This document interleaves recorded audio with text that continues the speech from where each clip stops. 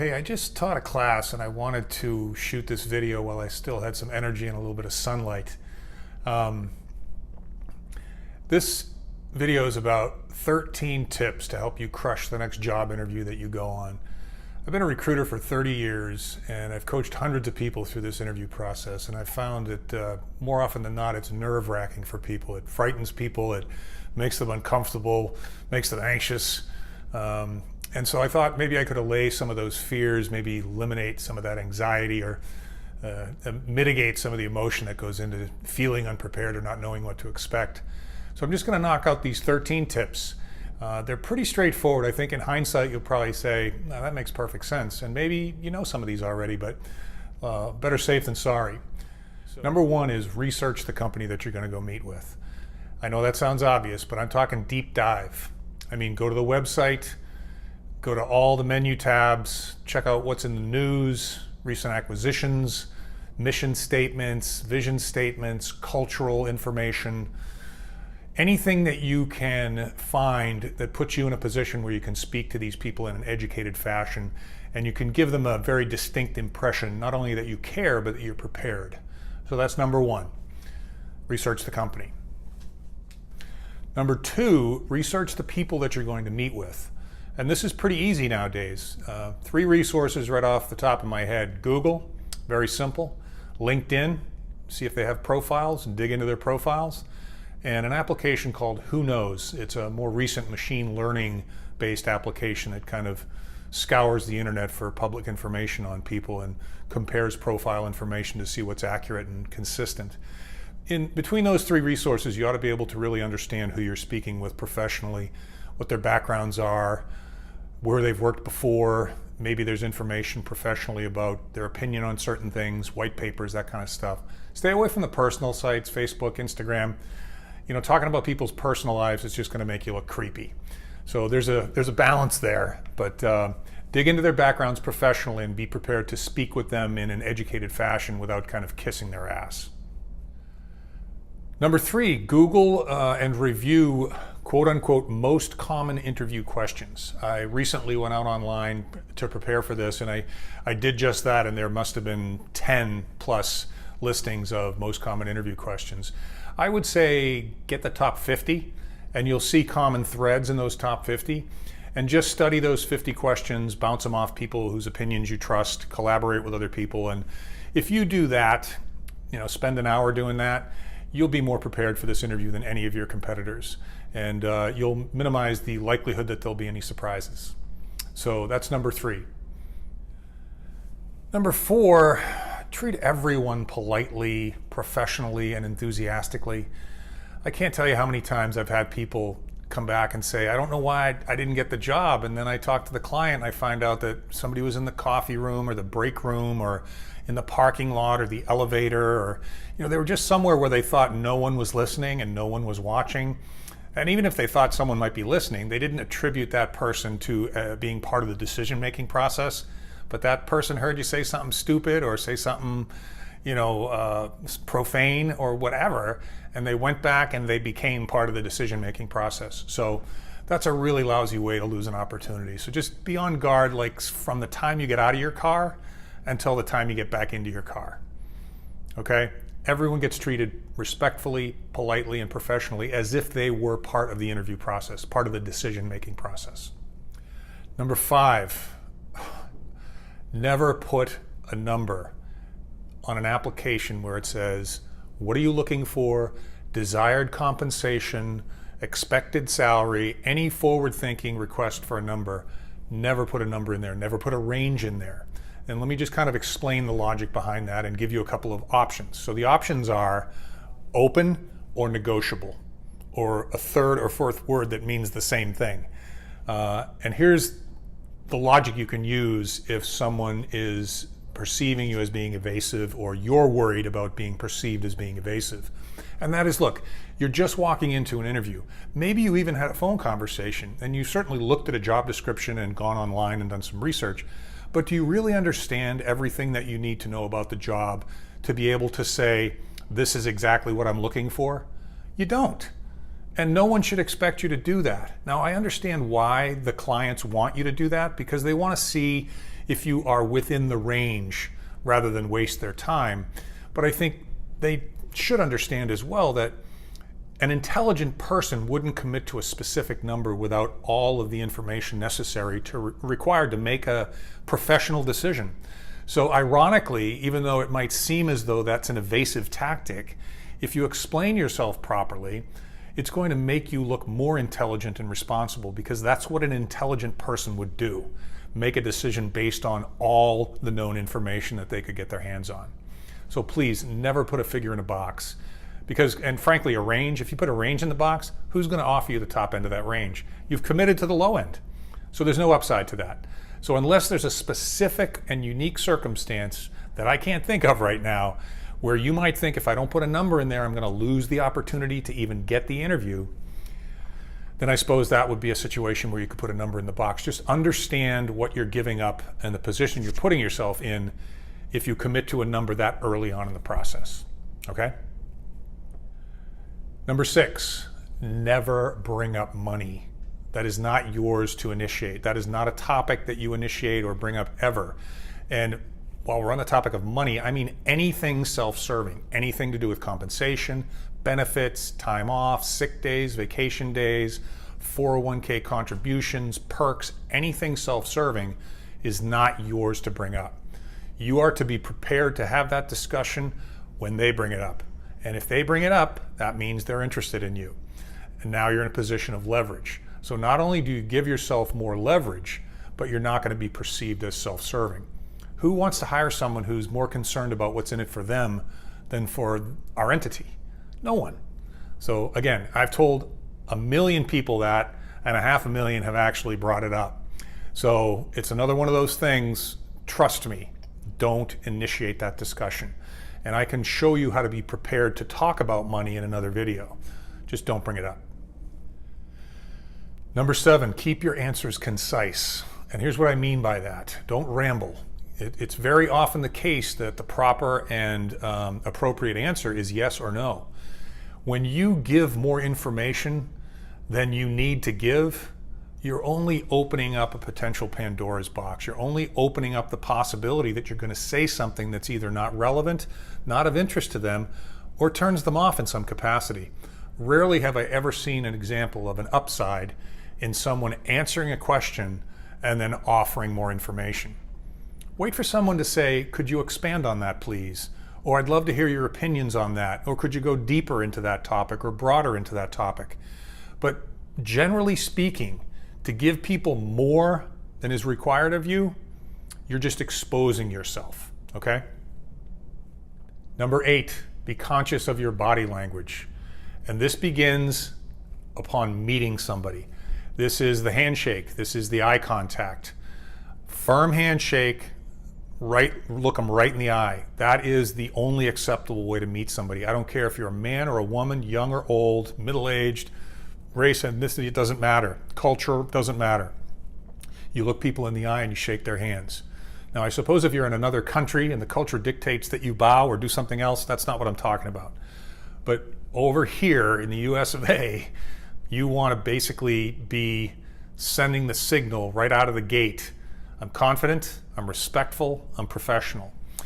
A wet noodle handshake with a little look off to the side, and I've gotten those from big, strong guys before. And I've gotten those from confident women before. It sends the message that you're not confident. It sends the message that you're shy or reserved or uncomfortable. It's all negative. And frankly, think of it this way. If you shake my hand like a wet noodle, like a dead fish, and you don't look me in the eye, why would I ever want to put you in front of my customer? Or why would I ever want you associating with my colleagues or my other employees? I wouldn't. So that begins the body language. The rest of it's sitting up straight, posture, the way you walk, the way you stand, the way you give room in closed spaces like elevators and things like that. Body language is important. Oftentimes we just focus on verbal communication and written communication, which is very important, but body language is key. Pay attention to it. And remind yourself during the course of the interview, because interviews can sap you of energy. They're very taxing and very energy consuming. So slouching is going to be kind of natural maybe if you get tired. Anyway, just set that expectation and remind yourself during the course of the interview. Number 9, bring copies of your resume. Bring a bunch of copies. I don't know how many people are on the agenda, but I would bring twice as many as are on the agenda, because particularly if things go well, oftentimes people will want to introduce you to other people that might not have been on the agenda but are available, and they just want to kind of spread the good news. The resume should be in a portfolio, a nice leather portfolio that you can get at Office Depot for $10, because image is key, not a manila folder. And because you've got room, put your pad of paper in there, put your pencil or your pen in there. Old school, old school. Image preparedness, okay? Number 10 kind of transitions from number 9. That pad of paper in the portfolio, that's where you have your 10 questions, okay? Minimum of 10. 15 if you got them. And if you've done your research on tips number 1, 2, and 3, you ought to be able to bring in 50 questions. That might be overkill. So 10 is kind of a good rule of thumb. Again, this indicates a state of preparedness, a level of interest, a level of professionalism. This is the same way you're going to treat projects that they might give you if you become their employee or one of their leaders or managers, whatever the description of the job is that you're interviewing for. So these little kind of nuanced details send signals, okay? And even if they answer some questions that you've brought with you during the course of the interview, all you need to do when it comes time at the end of the interview and they say, have you any questions for us or for me? You say, yeah, I do, as a matter of fact, and you flip open your pad and you say, well, you've answered numbers 1, 4, and 7, so let me skip right to 2. And then you're at least showing them that you've thought that through. The fact that they already answered the question is irrelevant. You brought it with you. It was something you were curious about. Okay, so bring 10 questions with you. Anyone who shows up to an interview with me, at the end of the interview, when I look at them and I say, what questions have you for me? And they say, gosh, you answered all my questions. I don't really have any questions. I think to myself, really? You know everything you need to know about me? You know everything you need to know about us and the job and where we're going and how you might fit in? I don't think so. And 99 out of 100 times, I'm just going to leave one in there just in case there's some sort of really circumstance that I can't even think of right now. That interview's done. I'm over. I'm not hiring that person, because it just shows a lack of interest, a lack of preparedness. And that bleeds into your behavior if you come to work for me. So I don't think I'm alone in that regard. Number 11, sell yourself confidently and specifically. And I'll tell you a story. I recently helped my 2 adult daughters, young adult daughters, I should say, find work. And in the course of this particular topic, they would say both to me, Dad, I can't brag about myself. It makes me really uncomfortable. I really have a tough time bragging about myself. And I say, well, shift your mindset. It's not bragging, okay? Bragging is boastful, arrogant, blowing your own horn. What I'm talking about is tell these people how good you are and then bring metrics to support that behavior. And metrics could be awards, numbers, revenue, profit, sales, hires, retention figures, projects brought in under budget and on time, projects brought in before time. Depending on the industry and the nature of your job, these metrics could be different. But when you bring metrics to support confident salesmanship of yourself, that's not boastful. That's just professional.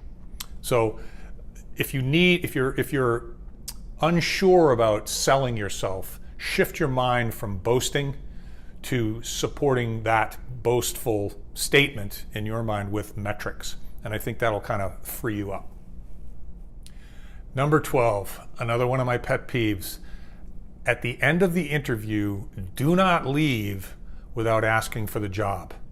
Okay, and I'll give you some phrasing here, but I want you to use your own voice. The point is, do not end the interview with thank you, nice to meet you, look forward to hearing from you, see ya. No, okay? That might be part of the tail end of this, but this is what you do in your own voice. Gosh, I just want to thank you for your time. It was really a very interesting day. I enjoyed meeting everybody.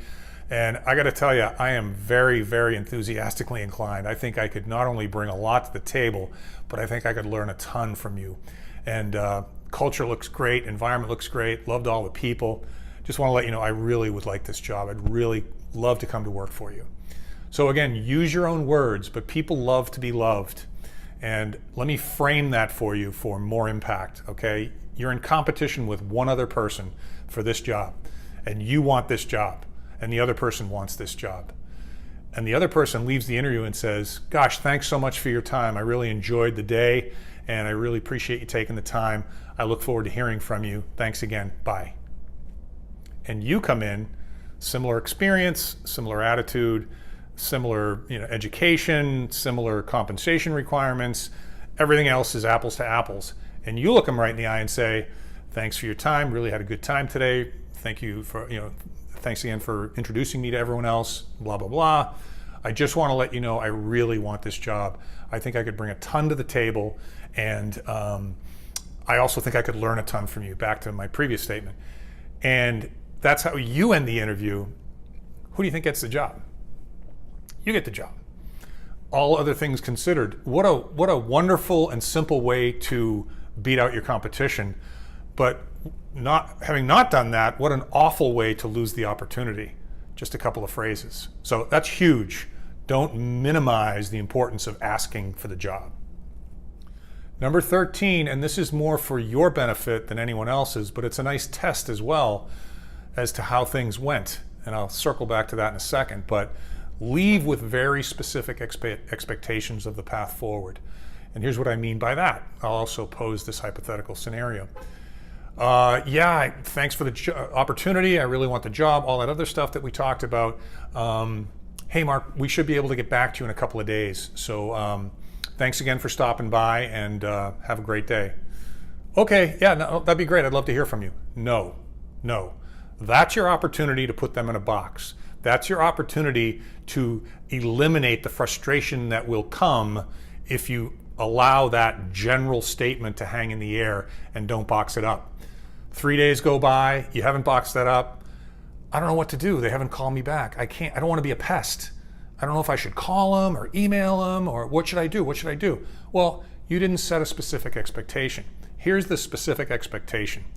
The interview that you're in right now is Tuesday. It's the end of the day on Tuesday, and you thank them, you ask for the job, it's time to go. Hey, Mark, we'll get back to you in a couple of days. That sounds fantastic. So a couple of days I guess that'd be Thursday. So if I don't hear from you by Thursday at the end of the day, close of business, why don't I give you a call on Friday at 10 a.m.? Does that work? Yeah, that sounds like a great idea. Done. Now, no matter what happens, they might not be ready to decide on Friday at 10 a.m., but you have permission now to call him. And you can't be perceived as a pest because they said that would be a great idea. So it doesn't get you the job. It doesn't close things out. But if you don't do that, I promise you, you're going to feel on Friday, when you wake up on Friday, not having heard back, you're going to be in a panic. You're going to be anxious. You're going to be scared. You're going to be confused. And you're not going to know what your options are. But it's going to be your responsibility now, because I just told you, box it up, be specific.